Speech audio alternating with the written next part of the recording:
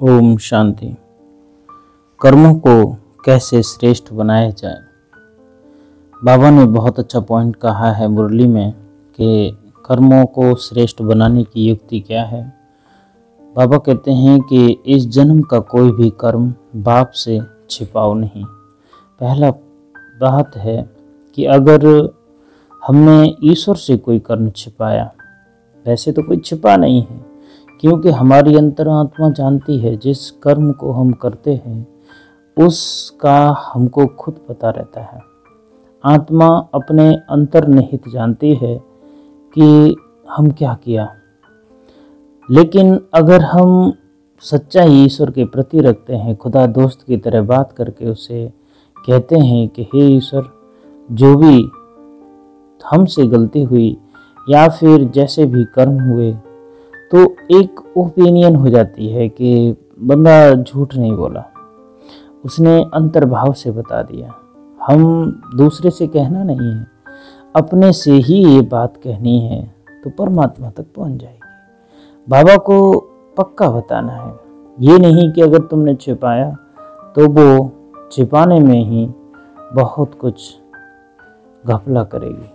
बाबा कहते हैं कि कर्म बाप से छिपाओ नहीं, श्रीमत के अनुसार कर्म करो तो हर कर्म श्रेष्ठ होगा। बाबा हर चीज़ की श्रीमत देते हैं। बच्चे, तुम्हें कब सोना है, कब उठना है, कैसे उठना है, कैसे सोना है। क्या जीवन में कोई व्यक्ति अगर आपसे अपशब्द भी कहता है, गलत बात करता है, उसका भी जवाब आपको कैसे देना है। सब कुछ बाबा ने मुरलियों के माध्यम से बताया है।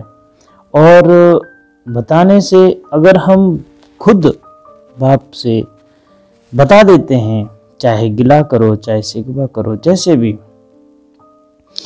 अच्छी बात करो, चाहे बुरी बात हो, जो भी बात हो, अगर हम बताते रहेंगे तो वो हमारी बुराइयां एक तरह से स्टोर तो होंगी, लेकिन वो झूठे तौर पर नहीं। क्योंकि कर्मों के बंधन ऐसे होते हैं कि उसमें जो एक चक्रवृद्धि और मूलधन ब्याज का जो होता है ना, कि जो मूलधन दिया कुछ वक्त के बाद वो चक्रवृद्धि ब्याज में भी तब्दील हो जाता है।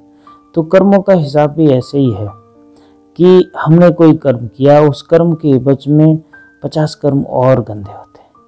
इसीलिए बाबा कहते हैं, बच्चे तुमने जो किया, जैसा किया, उसको बाबा के सामने रखो।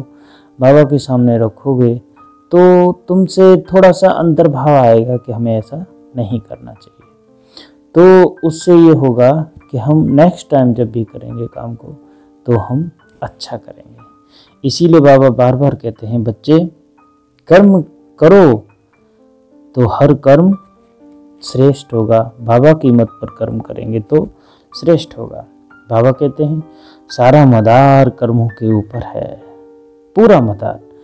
भगवान गीता में भी यही कहे कि अर्जुन कर्म कर, फल की इच्छा मत कर। वही बात बाबा बोलते हैं कि सारा का सारा कर्मों के ऊपर है।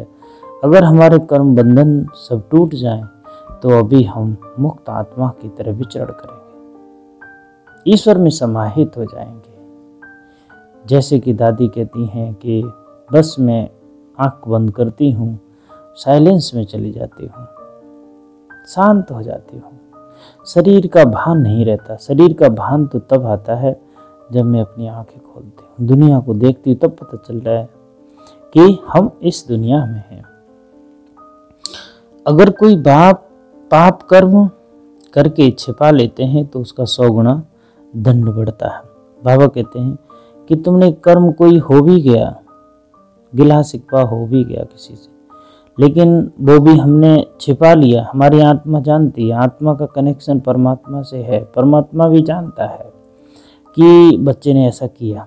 लेकिन अगर बच्चा बोल दे, जैसे होता है ना कई बार कि हम माँ बाप के सामने तो नहीं बोलते, लेकिन माँ बाप हमको पढ़ लेते हैं, वो सब समझ जाते हैं कि बच्चा ऐसा किया है। लेकिन अगर बच्चा खुद बता देता है अपने मुँह से तो खुश होते हैं, चलो गलती किया लेकिन कबूला तो, अपने मुँह से बताया उसने। बाबा कहते हैं कि पाप वृद्धि को पाते रहते हैं, बाप से योग टूट जाता है, फिर ऐसे छिपाने वालों की सत्यानाश हो जाती है। इसीलिए सच्चे बाप के साथ सच्चे रहो, जैसे हो, जैसा है नेचर वैसा ही रहो। अगर हम इधर से उधर होंगे तो हमारे जो कर्मों का हिसाब है वो बिगड़ेगा, और कर्मों का हिसाब बिगड़ेगा तो हम नीचे गिरते जाएंगे बजाय ऊपर उठने के। ओम शांति।